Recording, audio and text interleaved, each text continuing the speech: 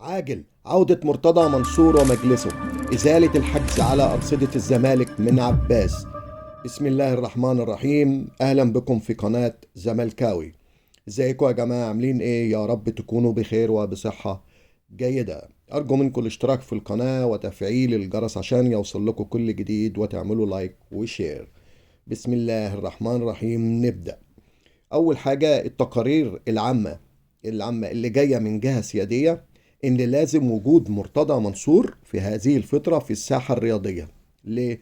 وإن الدولة في أشد الحاجة إلى مرتضى منصور. ما ينفعش إن مرتضى منصور يختفي من الساحة الرياضية. ولكن القانون بيقول إيه؟ القانون بيقول حاجة تانية خالص، إن هو تم عزل مرتضى منصور، ويجب الدعوة إلى جمعية عمومية لانتخاب رئيس جديد، وإن منصب الرئاسة شاغر ويجب تعيين قائم بالأعمال. وهي هذه هي المشكلة اللي بيحاولوا يشوفوا لها حل علشان يخرجوا من هذا الموضوع. ألف ألف مبروك. مفيش حاجة اسمها لجان ورجوع مجلس الإدارة مرة أخرى. ولقد أكد خالد الغندور عبر القناة الرسمية على التلفزيون إن مجلس الإدارة مستمر بالكامل حتى نهاية مدة 2025، ولا يوجد حل لمجلس الإدارة، وإن مرتضى منصور مستمر لغاية 2025. وقد أشار برضو خالد الغندور إلى انفراجة مالية كبيرة في خلال الفترة القادمة، وسيكون هناك حل لأزمات الزمالك المالية، وسيدخل للزمالك مبلغ 350 مليون جنيه. وأكد أيضا أن الزمالك سيتقدم بشكوى إلى الاتحاد الدولي لكرة القدم بسبب التنمر ضد شيكابالا، وهذا كله من خلال المستشار مرتضى منصور. اليوم كمان علق الإعلامي أحمد حسن ميدو على موقف حجز والأزمات المالية اللي الزمالك بيمر بها.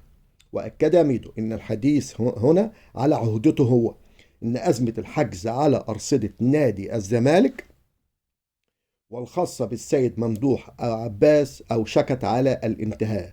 هذا الكلام على عهدة ميدو، إن الأزمة مع ممدوح عباس أوشكت على الانتهاء.